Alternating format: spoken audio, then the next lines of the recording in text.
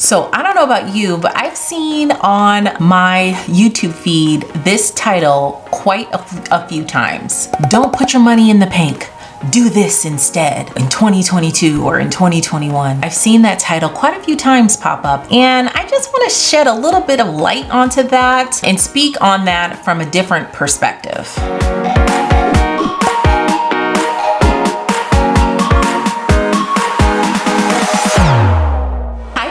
Welcome to Moms and Money, where we talk about making money, managing money, and saving money for the women in the household.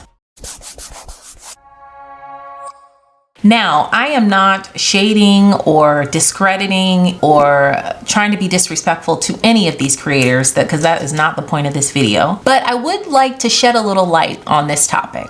Okay, so to round them all up, because I did watch quite a few of them in preparation for this video, most of them say that don't put your money in the bank. Of course, you should be investing instead, because the bank just uses your money to lend to other people, which is very true. They do that. And that you should be using a credit card to pay for everything and not a debit card. You should, like I said, be investing your money or using your money as an opportunity to make more money for yourself instead of just saving it in a savings account. And they go on and on and on about those kinds of things. But on the gist, that's pretty much what it was when I watched several of these videos. Oh, they also talk about inflation and how that reduces your purchasing power, and all of these things are very true. But a lot of the times, these videos, they just talk about the financial freedom part. You know, so they, of course, some of them will say, some of them, not all of them, but some of them say, of course, save 3 to 6 months of expenses or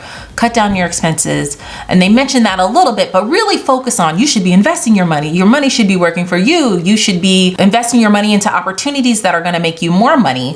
When if someone's over here and they can't afford to pay their credit card bill off in full every single month, and then to want to be over here in financial freedom, they barely talk about that journey that it takes to get there, okay? Because if you cannot pay your credit card in full every month, then you absolutely do not need to use a credit card. And that's something that they don't really talk about a lot either, you know, because at the end of the day, you can get yourself in a whole lot of trouble just out the gate, just doing this and starting to use a credit card and just investing all your money and not saving any of it.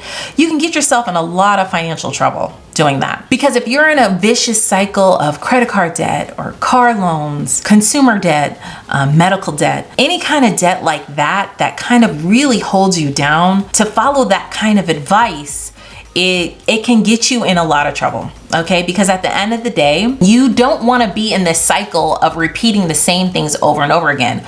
Of course, everyone deserves to invest, and everyone deserves to build their wealth. I'm not saying that. I'm not saying, you know, if you have any of these debts, you should not be investing or you should not be building your wealth. No, that's not my advice or approach at all. Everyone deserves to invest and everyone deserves to build financial wealth. But at the same time, a lot of these videos are missing a very, very, very key, important step that shouldn't be just glossed over or looked at really quickly.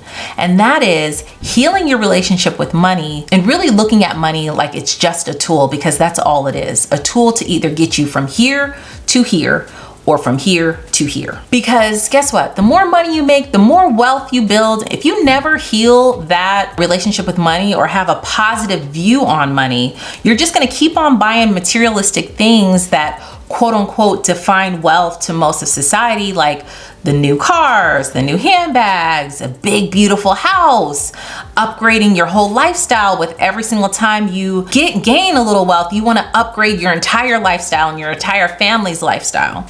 And that's the problem. You know, and that's what stops you from ever gaining long-term wealth, because you could pull all your money out of the bank, okay, as some of these videos suggested, and you can go out and invest all of it, okay? Like take on all of that risk. You can do that, but at the end of the day, until you heal, it's gonna be hard to build wealth. So what am I suggesting to you? First and foremost, heal.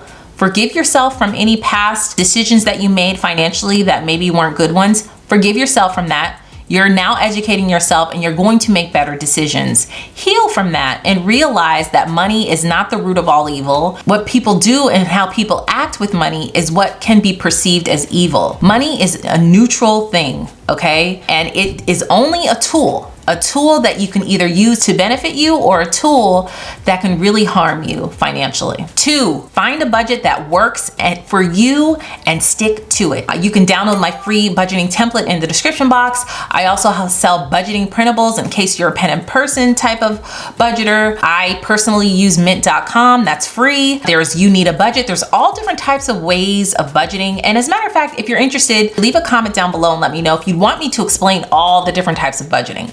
My personal favorite is zero-based budgeting. I like to know where every single penny is going, where we're spending it as a family, how much we're saving, our income, everything like that. I pretty much put every single cent that we earn is put to a job, whether it is to save, to invest, whatever. But budgeting is important. No matter how much money you make, no matter how much money you spend, budgeting is important. Fortune 500 companies have budgets, okay? Apple has a budget. Apple is on its way to being a $1 trillion company, trillion with a T, okay? And they still work within budgets. So, you definitely need to think about that. A lot of the times and my husband and I both, we run our family finances like a business. You sit down, you see how much you have, what your income is, and then figure out how you want your expenses to flow. And so again, I have lots of videos on that. I have a whole playlist on that in the description box. Number 3, pay down your consumer debt. Because now, to be honest, we use a credit card. We use a credit card for everything, to pay any and everything. And then every 2 weeks or sometimes every month, I will pay the whole thing off in full. That is a form of velocity banking, but you cannot get to that point until you've done the things that I've said previously. Okay, so you wanna make sure that you don't have any other credit card debt. All your credit cards are paid in full, and you wanna make sure that you're budgeting and that it works and you're reconciling your budget and that you've been doing that for a while, and you want to heal before you even think about trying to just use a credit card for everything. Because again, if you do that and then your spending isn't in control, you can get yourself in a lot of trouble. So definitely pay down your consumer debt first before you try to use a credit card for everything. Now, I'm not saying that you can't invest during this time. Definitely. The 4th thing is you want to focus on your long-term wealth. So even if it's just as small as $10 a month that you're transferring over into your Roth IRA, or if you work in corporate America, you are maxing out your match. Usually companies will match whatever percentage you invest. Go ahead and take advantage of that. Max it all the way out, because that's like free money. So of course, max that out. But if you work for yourself, or you work at a company where they don't do any matching, definitely take matter into your own hands. Start transferring money automatically every single month, even if it's as little as $10, and then increase that and make sure you go in and choose how you want to invest it. It's usually people will just pick a target fund, and there's nothing wrong with picking a target fund. You don't have to worry about it. Everything's done for you, or you could just put it in some index funds. It's up to you. I have a whole course on investing, my personal investment strategy, what me and my family use. You can click the link in the description box to learn more about that. But the key here is to get to financial freedom, to get to wealth, you gotta have those foundations set in stone. You gotta have those foundations built, okay? And that's what I really wanted to talk about, because I feel like a lot of the videos just skipped over those foundations. And it's important to have those foundations in order to build that long-term wealth. Thank you guys so much for watching. Make sure to give this video a thumbs up. It really helps my channel out, and share with any family and friends that you think would be helpful. Thanks again for watching, guys, and I'll see you in the next video. Bye.